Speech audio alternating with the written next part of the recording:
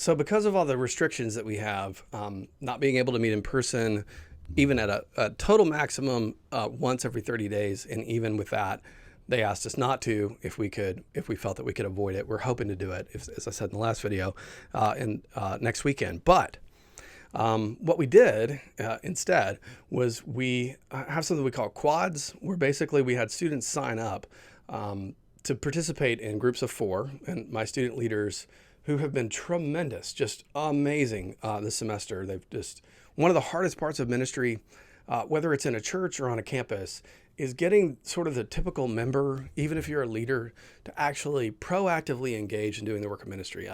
If you know the Bible, you know that it's not the job of pastors to do the ministry. It's our job to equip other people to do the ministry.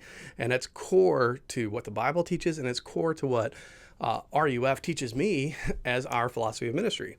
And so, and that's always the hardest part. And yet this circumstance has made it such that if that does not happen, ministry will not happen this semester except on Zoom, which no one wants to be on.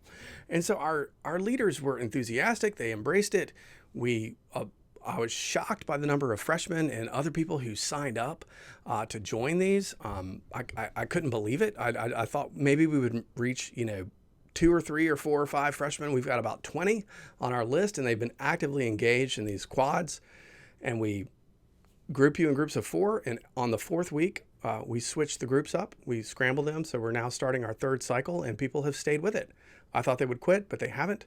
Our leaders have been engaged and are loving it, and they know what their job is, and they're after it, and they're reaching out to people. And I couldn't be happier. Of course, we've had a few people kind of fizzle out when school gets busy or they weren't so sure or whatever.